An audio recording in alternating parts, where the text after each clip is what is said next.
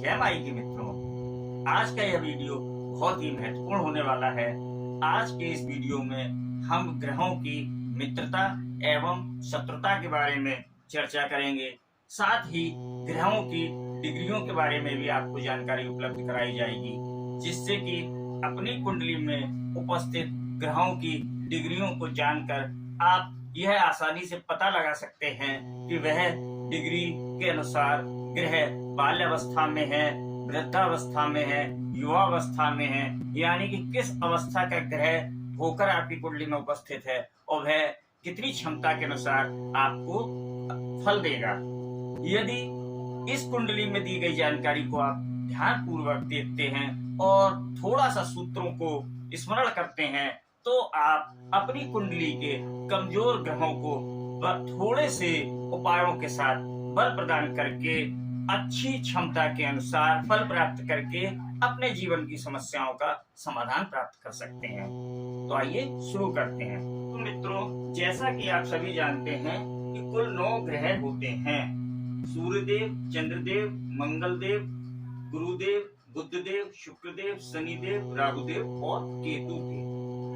अब हम ये जानेंगे कि इन 9 ग्रहों में कौन से ग्रह आपस में मित्र हैं और कौन से ग्रह आपस में शत्रु हैं। मित्रों, सूर्यदेव, चंद्रदेव, मंगलदेव और गुरुदेव, यह चारों ग्रहों में आपस में परम मित्रता होती है। यह चारों ही ग्रह आपस में परम मित्र हैं।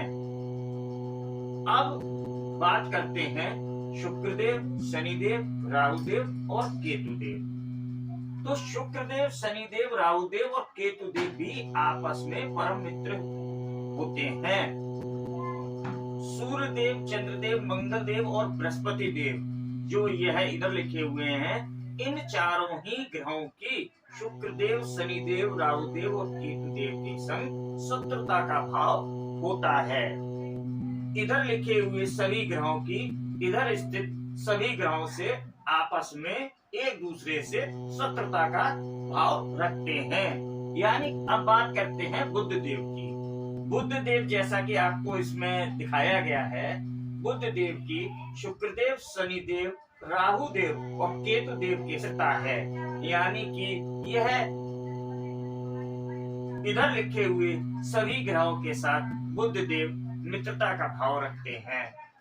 इस पंक्ति में स्थित सूर्यदेव और बृहस्पति देव के साथ बुध देव की मित्रता है, किंतु चंद्रदेव और मंगल देव के संग बुध देव शत्रुता का भाव रखते हैं। अब इन ग्रहों की आपस में मित्रता और शत्रुता के भाव का कुंडली में इस प्रभाव देखने को मिलता है। इस चीज को एक सरल सूत्र से हम समझने की प्रयास करते हैं। आप कल्पना कीजिए, यदि आपके घर आपका कोई परम मित्र आता है तो क्या स्थिति होगी। आप उसका अच्छे से स्वागत करेंगे, वह आपके घर में कोई तोड़ फोड़ नहीं करेगा, आपको भी कोई क्षति नहीं पहुंचाएगा, दोनों मिलकर उस अच्छे कार्य करेंगे। के विपरीत यदि आपके घर में कोई शत्रु आ जाए तब क्या स्थिति होगी। तब आप असमंजस की स्थिति में हो जाएंगे, और अगर आप निर्बली हैं तो वह शत्रु आपके घर में तोड़फोड़ भी कर सकता है, आपकी चीजों को क्षति पहुंचा सकता है, आपको अपनी क्षमताओं का प्रयोग नहीं करने देगा। इसी प्रकार कुंडली में यदि किसी भाव में मित्र ग्रहों की युति होती है या कोई ग्रह मित्र ग्रह के भाव में जाता है तो उसके फलों में वृद्धि हो जाती है, और यदि कोई ग्रह अपने शत्रु ग्रह के भाव में स्थित हो जाता है या शत्रु ग्रह के साथ युति में होता है तो उसके फलों को देने की क्षमता में अंतर आ जाता है। जो ग्रह वहां पर बली होता है उसका प्रभाव कुंडली में ज्यादा देखने को मिलता है। अब हम ग्रहों के अंश या डिग्री, अंश भी कहते हैं और डिग्री भी कहते हैं, उसकी जानकारी उस पर चर्चा करेंगे। मान लीजिए आपकी कुंडली में कोई भी ग्रह 0 अंश से लेके 6 अंश के बीच का होकर विराजमान है तो वह ग्रह की बाल्यावस्था होती है। यानी कि कोई भी ग्रह 0 अंश से लेके 6 अंश के बीच का, 3 डिग्री का, 4 डिग्री का, 5 डिग्री का या 0 डिग्री का है तो वह ग्रह की बाल्यावस्था होती है। और ऐसी स्थिति में ग्रह केवल 25% तक फल देने की क्षमता रखते हैं। यदि कोई ग्रह 6 अंश से लेके 12 अंश का होकर कुंडली में स्थित होता है, मान लीजिए 7 अंश का, 9 अंश के, 10 अंश की, किसी की डिग्री 10 अंश है, तो ऐसी स्थिति में वह ग्रह की युवा अवस्था कहलाई जाती है। यानी कि 6 से 12 डिग्री का कोई ग्रह है तो वह युवा अवस्था का होगा। और ऐसी स्थिति में ग्रह 50% तक फल देने की क्षमता रखते हैं। यदि किसी ग्रह की डिग्री 12 अंश से लेकर 18 अंश के बीच होती है तो वह ग्रह की पूर्ण युवा अवस्था होती है। और ऐसे ग्रह कुंडली में उपस्थित होकर जातक को 100% फल प्रदान करते हैं। यदि किसी ग्रह की डिग्री 18 से 24 अंश के बीच में है तो ग्रह की प्रौढ़ अवस्था होती है।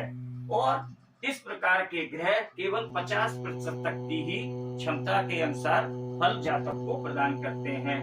यदि किसी ग्रह की डिग्री 24 से 30 अंश के बीच में होती है तो वह ग्रह की वृद्धावस्था होती है।